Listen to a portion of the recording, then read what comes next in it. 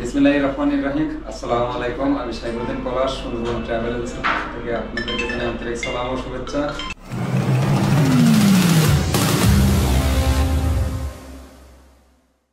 আজকের আরেকটা সাকসেস, আরেকটা স্বপ্ন, আরেকটা পরিবারের দায়িত্ব। এক কথায় দায়িত্ব তো অনেক আগেই নিয়েছি, কিন্তু তার সেই স্বপ্ন পূরণ করার শেষ মুহূর্তে আজকের আপনাদের সামনে আমি তাকে নিয়ে হাজির হলাম। সেই যাত্রীটা হলো আমার খুব কাছের ছোট ভাই, মানে কাছে ছিল না, যাত্রী কিন্তু কিছু কিছু যাত্রী এমন হয়ে যায়, খুব কাছেরই হয়ে যায়। কারণ দীর্ঘদিন যখন তার সাথে চলাচল হয়, দীর্ঘদিন যখন থাকা হয়, ঠিক আছে, আর সে যখন দীর্ঘদিন একটা ভিসার জন্য আমার কাছে ধৈর্য ধরে, তখন সে আসলে কাছের হয়ে যায়, আপন হয়ে যায়, নিজের ছোট ভাইয়ের মতো হয়ে যায়। তো তখনই একজন যাত্রী রাজু মিধা আমার সাথে ইন্ডিয়া, আমার সাথে একই রুমে ছিল। ওর ভিসাও নিজেই ইন্ডিয়া থেকে সংগ্রহ করে স্টিকারটা। দীর্ঘদিন ওর ফ্লাইট জটিলতার কারণে ওর কোম্পানি থেকে ওরই বন্ধু, ওরই গ্রামের ছোট ভাই লাইসেন্স মুন্সি পালানোর কারণে ওই কোম্পানি ওরা রিসিভ করে না করার কারণে কিন্তু ওর ফ্লাইটটা এতদিন বন্ধ ছিল, দিতেই পারেনি। তা ইনশাল্লাহ আল্লাহর রহমতে অনেক চেষ্টার পরে কোনো নতুন কোম্পানি ম্যানেজ করার পরে সেই কোম্পানির রেফারেন্সে কিন্তু রাজু মিধার ফ্লাইটের ব্যবস্থা করা হয়েছে। ওর এই টিকিটও কাটা হয়েছে, তারপরে ওর ভিসার টিকিট সব এই দেয়া হলো, বুঝ করি আজকে হলো ওর টিকিট, পাসপোর্ট বুঝিয়ে দিচ্ছে, ওর ফ্লাইট সব কিছু ডেট।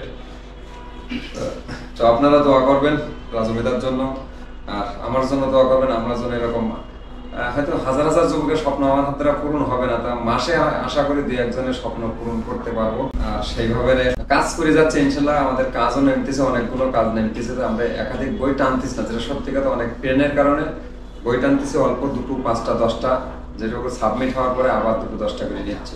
ঠিক আছে, হিউজ পরিমাণ বই নেওয়ার কোনো যুক্তি নেই, কারণ এতগুলো ভিসা একবারে তোলা সম্ভব না। যেভাবে পারবো সেইভাবে নেবো। আপনারা আমার অনেকভাবে না জানি অনেক বাজে মন্তব্য করেন আমার ফেসবুক পেজে, বিভিন্ন কমেন্টসে। তো আমার সম্পর্কে জানতে হলে আমার অফিস ভিজিট করা লাগবে। বিভিন্নভাবে বিভিন্ন মানুষ বিভিন্ন রকম মন্তব্য করে, হুমকি দেয়, ঠিক আছে।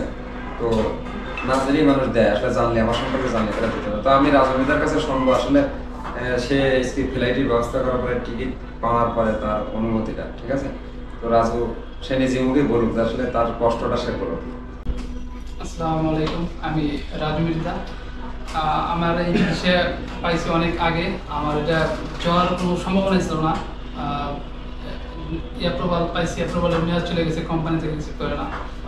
পরে পলাশ ভাই সহযোগিতায় আমার এখানে বিশেষ ব্যবস্থা হয়েছে। আমার কাছে টাকাও ছিল না, আমার কাছে এখানে 7.5 লাখ টাকা কিনা সিংহভাগই পলাশ ভাই আমার দিতেছে, প্রায় 4 লাখ টাকা, 4 লাখ টাকার বেশি হবে সে আমার দিতেছে। যে কিনা কোনো এজেন্সি, বাংলাদেশের কোনো এজেন্সি যে কিনা করে না, যেটা পলাশ ভাই আমার জন্য করছে। সে আমার শুধু বড় ভাইয়ের মতো, আমার কাছে সে এখন ফেরেশতার মতো। যেহেতু এরকম একটা টাকার পরিমাণ কেউ কারো দেয় না, উনি আমার দিচ্ছে। তো আমার জন্য দোয়া করবেন যে আমি সহি সালামতে নতুন দেশে পৌঁছাতে পারি। আর সুন্দরবন ট্রাভেল এজেন্সির জন্য দোয়া করবেন, তারা যেন অনেক দূর আগে যেতে পারে এবং হাজার যুবকের স্বপ্ন পূরণ করতে পারে। তো রাজু মিধার কাছে আমি আরেকটু কথা বলবো। কথাটা হলো এই যে, রাজুর আমি 4 লাখ টাকা ধার দিছি, ওর টাকা জোগাড় নেই, এখন ভিসার মেয়াদ শেষ হয়েছে, সব মিলিয়ে কোম্পানি ম্যানেজ করেছি। তারপরও দেখলাম যে একটা মানুষের স্বপ্ন ভিসা পাওয়ার পরে ধূলিসাৎ হয়ে যাবে, টাকা জোগাড় করতে পারবে না, কোনোভাবে পারে না। নিজে থেকে 4 লাখ টাকা তার আমি নিজে ধার দিছি। এখন তার ব্যক্তিগত ব্যাপার, মানুষ তো পার হয়ে গেলে অনেকে অনেক রকম করে। এরকম আরেকজন আমি 1.5 লাখ টাকা ধার দিলাম, যেটা হলো রাজুরই বন্ধু, একসাথে ভিসা পেয়েছি, ওরা একসাথে দিলাম তাদের। হলো ফজর আলীর 1.5 লাখ টাকা ধার দিলাম। ফেরস্তার মতন ছিলাম তার কাছে, কিন্তু সে যাওয়ার পরে চোখটা উল্টে দেয়। টাকা চাওয়ার পরে সে স্টাম্প দিয়ে চেক দিয়ে দেয়।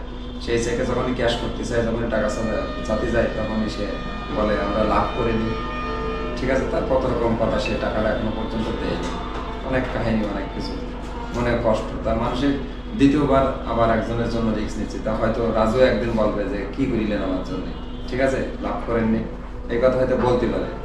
এই কথাটা বলার কারণ হলো এক জায়গায় ঠকেছি, ঠিক আছে। তো রাজু যদি এই ঠকাই, এই ভিডিওটা তো কিন্তু সাক্ষী হিসাবে থেকে যাবে যে আমার ভিডিওটা অবশ্যই ফজর আলীর বাড়ির লোকজন অবশ্যই দেখবে, ফজর আলীও দেখবে, ঠিক আছে। যে বেইমানের স্বাদ খুব ভালো হয় না, ঠিক আছে। আমার একটা যাত্রীতে কখনো 1.5 লাখ টাকা লাভ হয়, 50,000 টাকা লাভ হয়, ঠিক আছে। তো এইভাবে চরম আকারে ঠকেছি।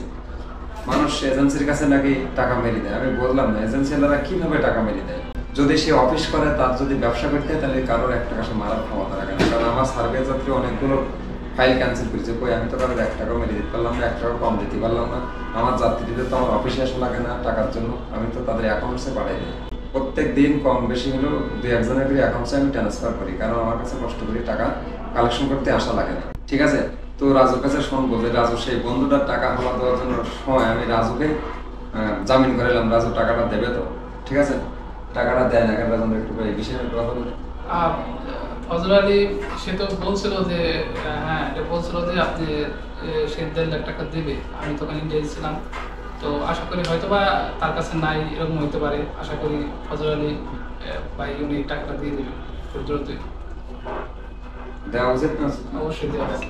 তো মাইকে দিক বল, উদ্দেশ্যে বল। অবশ্যই ফজল আলী ভাই, আপনার যদি তখন সামর্থ্য হয়, হয়তো এখন নাই বা সামর্থ্য হয়, ভাইয়ের সাথে যে লেনদেনের ব্যাপারটা আছে আপনি এটা সমাধান করে দেবেন। তো ঠিক আছে ভাই, রাজুর জন্য সবাই দোয়া করবেন। আর আমাদের কাছে যদি ফাইল দিতে চান, আমাদের ফেসবুক পেজে বা আপনার হোয়াটসঅ্যাপে নক দিয়ে বারবার ফোন যে ফোন নিয়ে পারি না, আপনারা ফোন না দিয়ে যদি আপনার ফাইল দেওয়ার ইচ্ছা থাকে অফিসে এসে কষ্ট করে ভিজিট করে দেন। যারা বই দেয় তারা আমার অফিসে আসে, ফোনে যারা ব্যক্ত করে এরা কখনো বই দেয় না, এরা বিভিন্ন প্রশ্ন করে। ঠিক আছে, তো সবাই ভালো থাকেন, সুস্থ থাকেন, আমার জন্য দোয়া করবেন, আমার প্রতিষ্ঠানের জন্য দোয়া করবেন। আসসালামু আলাইকুম।